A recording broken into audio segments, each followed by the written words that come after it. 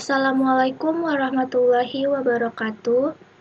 Perkenalkan, nama saya Dila Aprilia. Di sini saya dan teman saya Asadi dan Poli akan mempresentasikan hasil laporan desain mockup tentang aplikasi penjualan dan pembelian obat di apotik. Selanjutnya, saya akan menjelaskan gambaran umumnya terlebih dahulu, yaitu apotik merupakan salah satu sarana pelayanan kesehatan yang digunakan oleh masyarakat.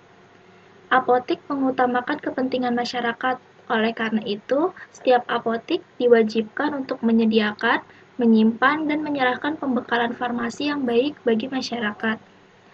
Apotek juga diusahakan oleh pemerintah atau lembaga pemerintah dengan tujuan sebagai pelayanan kesehatan yang ditugaskan kepada seorang apoteker. Adapun kegiatan-kegiatan yang ada di apotek yaitu meliputi membuat obat, mengelola, meracik, mengubah bentuk obat, pencampuran, penyimpanan obat, dan sampai menyerahkan obat atau bahan obat. Yang kedua, ada pengadaan obat, penyimpanan, penyaluran, dan penyerahan pembekalan farmasi yang lainnya. Nah, yang ketiga ini melayani informasi mengenai pembekalan farmasi, antara lain melayani informasi tentang obat dan pembekalan farmasi lain-lain yang diberikan kepada tenaga kesehatan lain, masyarakat, maupun kepada dokter. Yang kedua, mengamati dan melaporkan tentang pengamatan keamanan, bahaya, mutu, serta khasiat obat dan pembekalan farmasi lainnya. Seluruh pelayanan informasi yang dilaksanakan harusnya didasarkan kepada kepentingan masyarakat atau pasien. Yang ketiga itu melakukan pelayanan informasi wajib yang didasarkan kepada kepentingan masyarakat. Nah, dari penjelasan tadi ditemukan kasus-kasus bahwa apotik saat ini masih menggunakan sistem pengarsipan manual atau kertas. Permasalahannya adalah pengendalian stok obat serta pembuatan laporan-laporan sehingga tidak jelas rinciannya mengenai pendapatan ataupun pengeluaran yang terjadi. Untuk itu diperlukan suatu sistem informasi yang mendukung aktivitas di apotek-apotek tersebut. Nah, aplikasi ini dibuat sebagai media yang berfungsi untuk membantu proses transaksi jual beli obat pada sebuah apotik. Aplikasi ini adalah aplikasi yang berbasis desktop, sehingga perlu dilakukan instalasi pada perangkat yang diinginkan.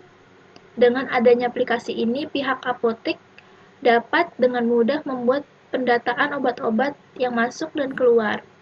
Dibandingkan dengan pendataan manual, tingkat kesalahan dan pendataan dengan menggunakan aplikasi dapat diminimalisir.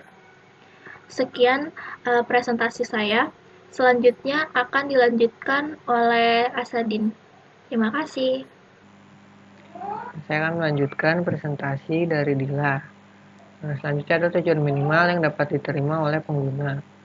Nah, yang pertama itu ada dapat memberikan kemudahan bagi pemilik apotik untuk mengawasi transaksi yang terjadi, baik pembelian maupun penjualan obat. Nah, biasanya itu pemilik apotik mengawasi transaksi dalam bentuk berkas-berkas yang berbentuk kertas. Nah, jadi diharapkan dengan aplikasi ini pemilik apotik lebih mudah untuk mengawasi transaksi yang terjadi. Yang kedua, dapat lebih mudah mengkoordinir obat yang masuk dan keluar dari gudang. Ini juga salah satu tujuan untuk mempermudah bagian gudang dalam mengkoordinir obat-obat. Biasanya kan harus melihat stoknya satu-satu, dicek satu-satu. Ini tinggal lihat di aplikasi, nanti sudah terlihat stok obatnya berapa. Jadi untuk mengawasi stok obat itu lebih mudah. Yang ketiga, ada memudahkan apoteker dalam mengecek dan pembuatan pesanan obat yang ada. Yang keempat, membantu dalam administrasi penjualan obat. Yang kelima, memberikan kontrol penuh kepada user. Selanjutnya adalah gaya dialog. Yang pertama itu ada menu. Menu ini kita buat berwarna hijau dengan nuansa teks putih agar lebih mudah terlihat dan sesuai dengan logo dari apotek itu tersendiri. Menu ini berisi dari beranda, transaksi, berkas, laporan, dan bantuan. Nah, selanjutnya ada fill in form. Dialog ini digunakan saat pengisian data, baik itu penjualan maupun pembelian. Bisa juga untuk peraturan obat. Nah, contohnya ini seperti ini. Terdiri dari beberapa text box yang bisa kita isi sendiri dengan keyboard. Mungkin sekian dari saya, selanjutnya akan dilanjutkan oleh Poli.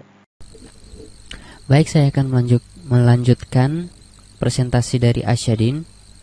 Desain menu backup. Yang pertama adalah menu login. Pada menu login ini terdapat tabel untuk mengisi nama, password, dan juga bagian. Pada menu kedua adalah menu beranda. Pada menu beranda ini terdapat nama apotik dan juga alamat apotik. Pada menu yang ketiga adalah menu transaksi. Pada menu transaksi ini terdapat dua tabel. Tabel yang pertama adalah tabel untuk mengisi kode transaksi, tanggal, nama pemasok, dan juga alamat pemasok.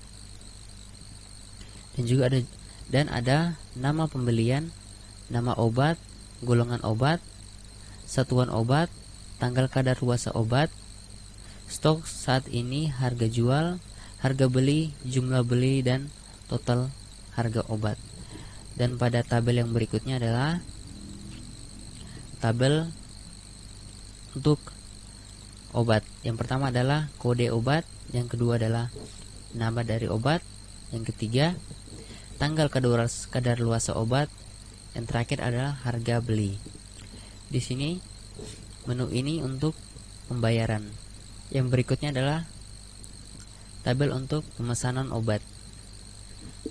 Pada tabel ini terdapat juga menu untuk mengisi data dari pembeli, yaitu nama obat, golongan obat, satuan obat, stok saat ini, dan juga jumlah beli. Dan juga terdapat kode, nama obat, dan juga tanggal kadaluarsa. Yang berikut adalah transaksi penjualan obat. Pada menu transaksi penjualan obat ini ada dua tabel yang sama seperti tabel sebelumnya, namun ada satu tabel tambahan, yaitu total harga yang dibeli dan juga uang yang dibayar serta uang kembali. Yang berikut adalah membuat surat retur obat. Pada menu ini terdapat tabel untuk kode transaksi, tanggal beli, nama pemasok, alamat pemasok, kode retur, dan juga tanggal retur. Dan pada menu yang kedua adalah nama obat, golongan obat, satuan obat, tanggal kadaluarsa obat, jumlah beli, harga beli, total harga obat, jumlah retur. Dan yang di sebelahnya ada kode, nama, tanggal kadaluarsa, juga harga beli dari obat. Dan yang terakhir adalah error.